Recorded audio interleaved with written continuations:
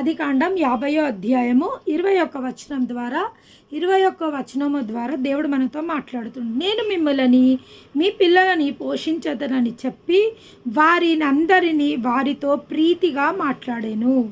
ఈరోజు దేవుడు మనకిస్తున్న వాగ్దానం ఏంటంటే, నేను మిమ్మల్ని మీ పిల్లలని పోషించదను.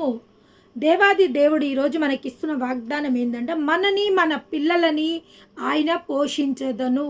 దేవాది దేవుడు మన పోషకుడై ఉన్నాడు అని ఈరోజు స్పష్టంగా దేవుడు మనతో బయలుపరచడం జరుగుతుంది.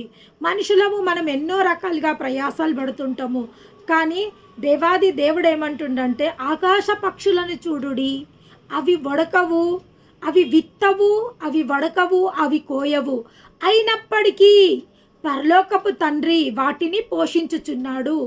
పక్షులను అవి విత్తవు, అవి కొయ్యవు, అవి కూర్చుకొనవు, అయినప్పటికీ అవి ఉదయంనే లేచి అవి ఆహారము సిద్ధపరచుకోవడం కోసమని వెళ్ళినప్పుడు దేవాది దేవుడు వాటి కోసం ఆహారం సిద్ధపరుస్తుండు.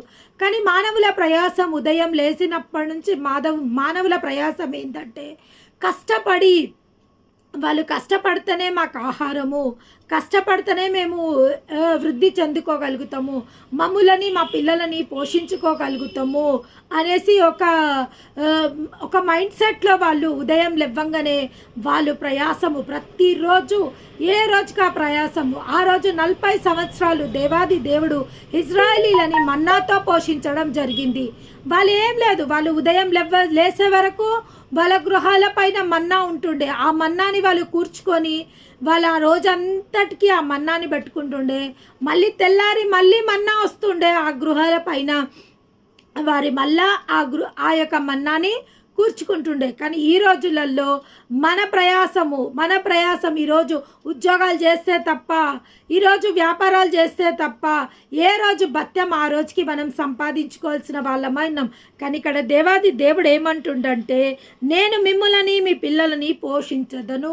పోషకుడైన దేవుడు ఈరోజు మనతో మాట్లాడుతుంది. పోషకుడైన దేవుడు, హీజ్ అవర్ ప్రొవైడర్, యెహోవా ఈరే, సమస్తము చూచుకునే దేవుడు. నేను మీ పిల్లలని మిమ్మల్ని పోషించదను. మీ పిల్లలని మిమ్మల్ని ఏ విధంగా ఆ రోజు ఐగుప్తీలను 40 సంవత్సరాలు నేను అరణ్యంలో వాళ్ళ కాళ్ళకు తొడుకున్న ఆ యొక్క చెప్పులు పాతగిల్లలేదు, ఆ యొక్క వస్త్రములు చీకిపోలేదు.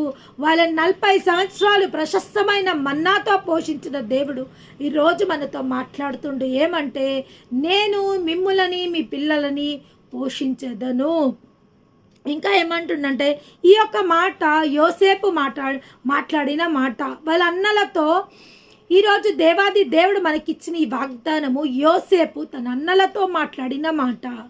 తన అన్నలు ఏ విధంగా అందరికీ తెలుసు, తన అన్నలు ఏ విధంగా ఆ యొక్క యోసేపుని గోతిలో వేసి తర్వాత తిరిగి ఆ యొక్క యోసేపుని బానిసగా అమ్మివేయబడ్డప్పుడు ఫరో ఆ యొక్క యోసేపుని కొనుక్కొని ఆ యొక్క బానిస ఐగుప్తులోకి యోసేపుని తీసుకొని వెళ్ళడం జరుగుతుంది. అక్కడ యోసేపు చాలా దినములు ఉండడం, పోతీఫరు యోసేపుని కొనుక్కోవడం జరుగుతుంది. యోసేపుని కొనుక్కున్న తర్వాత సంరక్షకునిగా పోతీఫర్ ఇంట్లో యోసేపు ఉండడం జరుగుతుంది. పోతీఫర్ ఇంట్లో ఉన్న తర్వాత పోతీఫర్ భార్య చేత యోసేపు శోధింపబడతాడు. యోసేపు శోధింపబడ్డాక యోసేపు చెరసాలలో వేయబడ్డప్పుడు చెరసాలకు యోసేపుకున్న ఒక దీవెన ఏంది అంటే, యోసేపుకి దర్శన వరం ఉంది. కలల భావములు చెప్పే ఒక దర్శన వరము యోసేపుకు ఉండడం జరుగుతుంది. అదేవిధంగా చెరసాలలో ఎప్పుడైతే భక్షకారుడు పానదాయకులు ఇద్దరు ఆ చెరసాలలో వేయబడ్డప్పుడు ఇద్దరికి కళలు రావడం జరుగుతుంది. ఇద్దరికి కళలు వచ్చినప్పుడు ఆ యోసేపు ఆ కళలు ఒక భావం వాళ్ళకి చెప్పడం జరుగుతుంది. పానదాయకునికి, నువ్వు ఇక్కడ ఈ జైల్లో నుంచి నువ్వు విడిపింపబడిపోతున్నావు, మళ్ళీ అదేవిధంగా భక్షకారునికి నువ్వు మరణం పాలు కాబోతున్నావు అని ఆ కళల ద్వారా ఆయన చెప్పినప్పుడు పానదాయకునికి చెప్తాడు, నువ్వు రేపటి రోజు రాజు సమక్షంలో పానదాయకునిగా ఉన్నప్పుడు చెరసాలలో కష్టాలలో ఉన్న నన్ను జ్ఞాపకం చేసుకో అన్నప్పుడు మర్చిపోతాడు. ఆ యొక్క పానదాయకుడు మర్చిపోతాడు. చాలా రోజుల తర్వాత ఆ యొక్క రాజుకు ఒక కళ రావడం జరుగుతుంది. ఆ భావం కోసము ప్రజలను ఆయన ఆరాధిస్తున్నప్పుడు, శకునగాండ్లని పండితులని ఆరాధిస్తున్నప్పుడు అప్పుడు పానదాయకునికి జ్ఞాపకం రావడం జరుగుతుంది. యోసేపు అని ఒక వ్యక్తి చెరసాలలో నా కళ భావం చెప్పిన వ్యక్తి ఈరోజు మీ కలభావం చెప్తాడు అని చెప్పినప్పుడు, యోసేపు తన కలభావం చెప్పినప్పుడు యోసేపు తన ఆస్థానంలో ఉంచబడ్డది. ఇది అందరికీ తెలుసు. ఆది కాండంలో జరిగిన సంఘటన తర్వాత 7 సంవత్సరాలు కరువు వచ్చింది. 7 సంవత్సరాలు కరువు వచ్చినప్పుడు యోసేపు దర్శనవరం కలిగినోడు కాబట్టి కీడుని ముందుగానే తనకు బయలుపరచడం జరిగింది. ఆ 7 కరువు సంవత్సరాలకు కావాల్సిన ఆహారంని ఆయన సమకూర్చుకోవడం జరిగింది. ప్రతి ఒక్క ఊర్లలో నుంచి ప్రజలు వచ్చి వాళ్ళ పశువులనిచ్చి వాళ్ళ పొలాలనిచ్చి ఆ యొక్క ఆహారంని వాళ్ళు కొనుక్కొని వెళ్ళడం జరుగుతుంది. కొంతమంది ద్రవ్యం ఇస్తుండ్రు, కొంతమంది పశువులను ఇస్తుండ్రు, కొంతమంది స్థలాలను ఇచ్చి ఆ యొక్క ఆహారంని కొనుక్కొని వెళ్ళడం జరిగినప్పుడు యోసేపు అన్నలు కూడా ఆ యొక్క స్థలానికి రావడం జరిగింది. ఆ యొక్క స్థలానికి వచ్చి వాళ్ళు కూడా ఆహారం కొనుగోలు చేసుకోవడానికి ఆ యొక్క స్థలంకి రావడం జరిగినప్పుడు అప్పుడు మొత్తం బయలుపరచబడుతుంది. ఏ విధంగా అన్నలు తనను గోతిపాలు చేసిండ్రో, ఆ యొక్క విడుదల ఎట్లా జరిగిందో. తర్వాత కొన్ని సంవత్సరాలు అయిపోయినాక తండ్రి అన్నదమ్ములను ఆయన పోషించినాక చివరిగా యోసేపు యాకోబు మరణస్థితికి రావడం జరిగింది. తన యోసేపు తండ్రి అయిన యాకోబు మరణస్థితికి వచ్చినప్పుడు తన పిల్లలను యోసేపు పిల్లలను ఆయన దీవించి ఎఫ్రాయిము మనుష్యులని దీవించిన తర్వాత జరిగిన సంఘటన ఇది. దీవించినాక తన మరణించి పాతి పెట్టడం జరిగింది. ఈ అన్నదమ్ములు అనుకుంటుండు, మనమేమో యోసేపుకు కీడు చేసినా కానీ ఇన్ని రోజులు మనకు మేలు చేసిండు. ఎందుకంటే మన తండ్రిని బట్టి, మన తండ్రి అంటే ఆయనకి ఎంతో ఇష్టము. యోసేపుకి యాకోబు అంటే ఎంతో ఇష్టము. కాబట్టి మన తండ్రిని బట్టి ఇప్పటి వరకు మనకు ఎటువంటి శిక్ష వేయకుండా మనని కాపాడిండు. కానీ ఇప్పుడు మన తండ్రి చనిపోవడం జరిగింది. ఇప్పుడు యోసేపు మనని ఏ విధంగా శిక్షిస్తాడో అని భయం చేత వాళ్ళు భయపడుతున్న సమయంలో ఈ యొక్క మాటలు రాయబడి ఉన్నాయి. ఏమంటుండంటే, మీరు నాకు కీడు చేసి ఉద్దేశించితిరి. 20వ వచనము, మీరు నాకు కీడు చేసి ఉద్దేశించితిరి, కానీ నేటి దినము జరిగినట్లు అనగా బహు ప్రజలను బ్రతికించినట్లును అది మేలుకే దేవుడు ఉద్దేశించిండు. దేవుని నామానికి మహిమ కలుగును గాక. ఈరోజు దేవాది దేవుడు అంటుండు, ఎవరెవరి జీవితంలో ఏ చేదు అనుభవాల గుండా వెళ్తుండ్రో, ఏ చేదు పరిస్థితుల గుండా వెళ్తుండ్రో వారందరితో దేవుడు ఈరోజు ఒక మాట సెలవిస్తుండు, కీడు మీకు మేలుకు చేస్తుంది. ఇప్పుడు అది మీకు కీడులాగా అనిపిస్తుంది, కానీ ఆ యొక్క కీడు మీకు మేలు కొరకే అని ఈరోజు దేవాది దేవుడు మనతో మాట్లాడుతున్న విషయం ఏంటంటే, ఈరోజు మీరున్న స్థితి అది కీడుగా మీకు అనిపిస్తుండొచ్చు. మీ పరిస్థితులు తారుమారైపోయి ఉండొచ్చు, మీ పరిస్థితులు బద్దలైపోయిన స్థితులలో మీరు ఉండొచ్చు. ఇంకా ఏ దిక్కు లేదు, మాకు ఎక్కడి నుంచి మాకు సహాయం లేదు అని ఎంతో వేదనలో ఉన్న ప్రతి ఒక్కరితో దేవాది దేవుడు ఈరోజు మనతో మాట్లాడుతున్న విషయం ఏంది అని అంటే, అనగా బహు ప్రజలను బ్రతుకున్నట్లు అది మేలుకే దేవుడు ఉద్దేశించిండు. ఒకవేళ ఆ రోజు మీరు నన్ను ఆ గోతిలోకి వెయ్యకపోతే, నేను బానిసగా అమ్మబడకపోతే, ఈ యొక్క దేశానికి నేను రాబడకపోతే అనేక జనులు బ్రతుకున్నట్టు వాళ్ళని పోషించుకోవడానికి ఈ స్థలంలో నేను ఉండకపోతుంటే, ఇది అంత దేవుని ప్రణాళిక ప్రకారం జరిగింది. దేవుని ప్రజలకు ఆయన సంకల్పం చొప్పున సమస్తము సమకూడి మేలు కొరకే జరుగుతాయంట. దేవుని బిడ్డలమైన మన జీవితంలో ఈరోజు అది మనకు కీడుగా అనిపించవచ్చు, ఈరోజు అది మనని బాధ పెడుతుండొచ్చు, ఈరోజు జరుగుతున్న సంఘటనలు మన హృదయాలు బద్దలైపోతుండొచ్చు, మనం ఏదో నాశనం అయిపోతాం అనిపిస్తుండొచ్చు, లేదా ఏదో ఊబిలోకి మనం వెళ్ళిపోతున్నాం అనిపిస్తుండొచ్చు.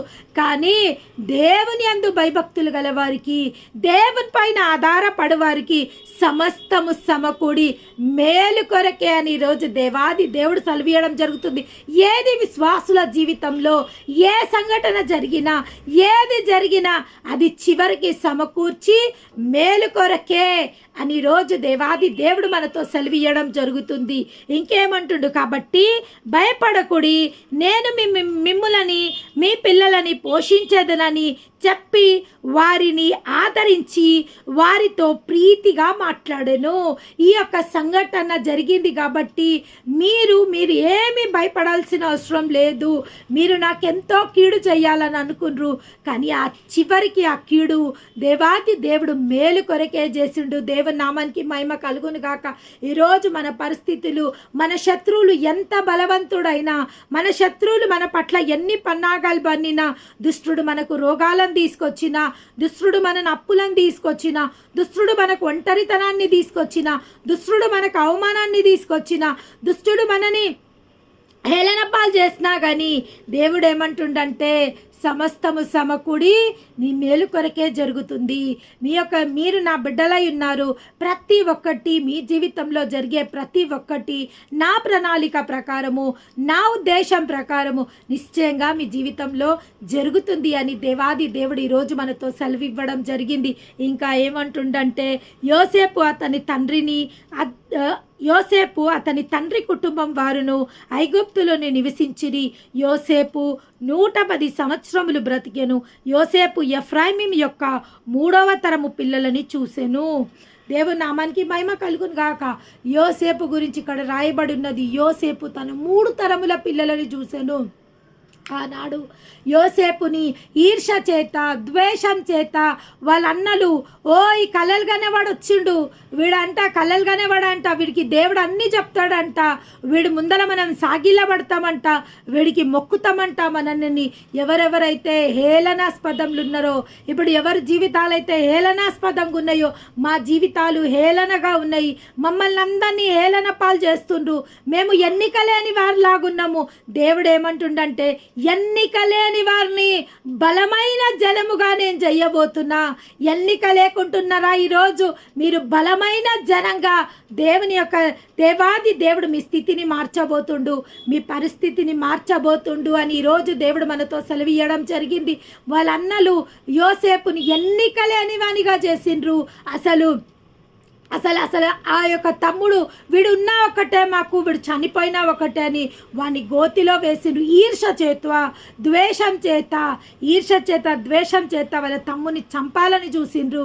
కానీ దేవాది దేవుడు ఆ గోతిలో నుంచి ఆయనని విడిపించి, యోసేపుని విడిపించి, మన పట్ల దేవుని యొక్క ప్రణాళికలు, దేవుని యొక్క ఉద్దేశములు అతి గంభీరములు.